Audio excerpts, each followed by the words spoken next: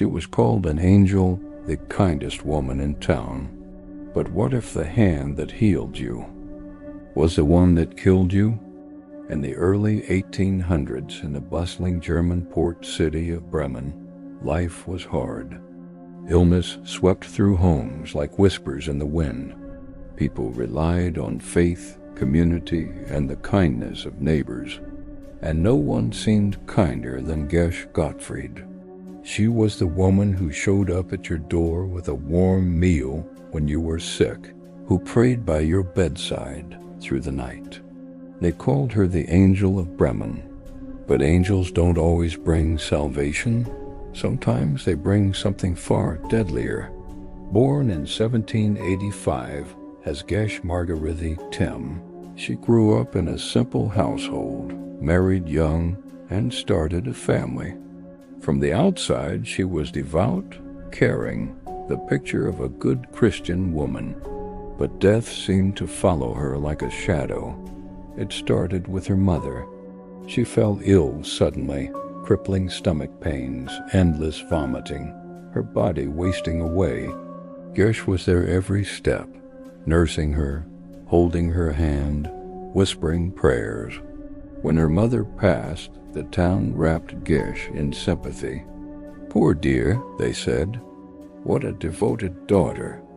Then her father, same agonizing symptoms, same tender care from Gesche. He didn't last long either. The community rallied around her again, offering comfort and support. She was never alone in her grief, but it didn't end there. Her husband began complaining of the same pains, his abdomen twisting like knives inside him. Gesche stayed by his side, feeding him broth, wiping his brow. He died a slow, painful death. Now a young widow with children, Gesche became the tragic figure everyone pitied. How does she bear it, they wondered. One by one, her own children fell victim to the mysterious illness.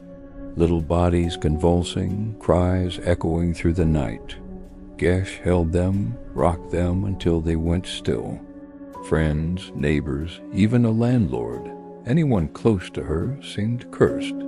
Each time the symptoms were the same. Stomach cramps that felt like fire, diarrhea that drained the life from them, vomiting until there was nothing left.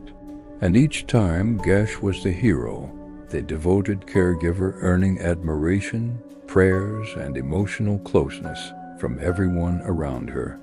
What no one knew was that arsenic was her secret. Back then, it was easy to get sold as rat poison in every shop. Tasteless, odorless, it mimicked natural diseases perfectly. No one could detect it without modern tests. Gesche mixed it into meals, into drinks, watching as her victims suffered. But why? Not for money or revenge. She craved the attention, the sympathy, the role of the grieving savior. Every death brought visitors to her door, arms around her shoulders, words of love and support. She orchestrated the funerals and basked in the drama she created. For years, she got away with it. Death was too common in those days. But in 1828, a man named Johann Cruz ate food she'd prepared and felt the poison hit. Stomach twisting, body weakening, but he suspected something. He stopped eating her meals in secret and started to recover. That was her undoing. He accused her. Authorities raided her home, finding traces of arsenic hidden away. Bodies were dug up, her parents, husband, children, friends. The evidence was damning. In questioning, Gesche confessed calmly, almost like it was a habit she couldn't break. She'd poisoned at least 15 people, maybe more. The town was horrified. The angel they trusted had been the devil in disguise, killing to feel needed, to be the center of every tragedy. In 1831, Gesche Gottfried faced justice in Bremen's public square. Thousands watched as she was beheaded, the last public execution in the city. Her story isn't just about murder. It's about how evil can hide behind kindness, how someone can kill to be loved. She created suffering just to comfort it. And that twisted hunger? It reminds us that the most dangerous people aren't always the ones who look cruel. Sometimes they look like angels. Loved this creepy story?